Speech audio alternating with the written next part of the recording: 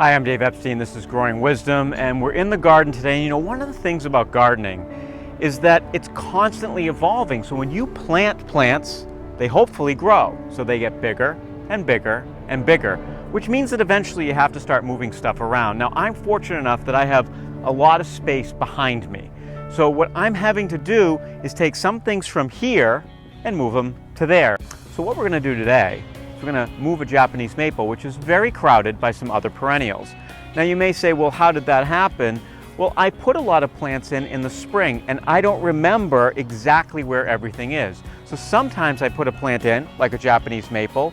4 weeks later, the hostas, the ferns come up, and it's just too crowded, so I've got to move it. The good thing is that that Japanese maple's only been in the ground for about 6 weeks, so we can move it pretty easily. So this particular Japanese maple is emerald lace, and I really like it because the Japanese maple has that great lacy texture to it. As I told you earlier, it's only been in the ground for a very short period of time, so this will not take me very long at all to dig this up. I want you to notice how easily this came out of the ground, and if you look very closely here, you'll see some new roots. And I want to quickly get those in the ground before they dry out because it's going to be hot here the next couple of days. But the good news is I've basically gotten all of the roots that this plant has supporting it out so that when it goes in the ground, it should be fine.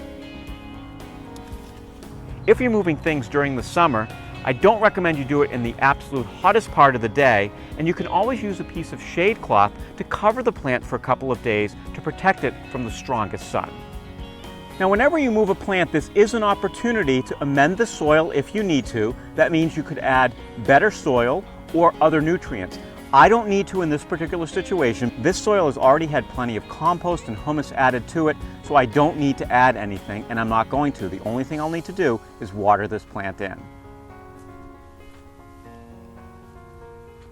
Whenever you move a plant, it's an opportunity to look at a couple of other things. How is the plant faced? So right now it feels to me like the plant is faced more in this plane from the path that way, so to my right. I actually want to turn the plant a little bit so it is with the path a little bit more. I think that the plant should be facing like this.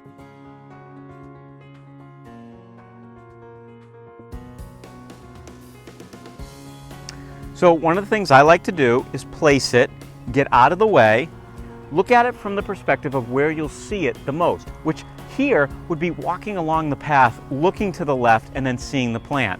I need to straighten it up just a little bit, and then we're going to plant it in and give it some water. I'm actually using some of the soil that was in the hole before because it was such great soil.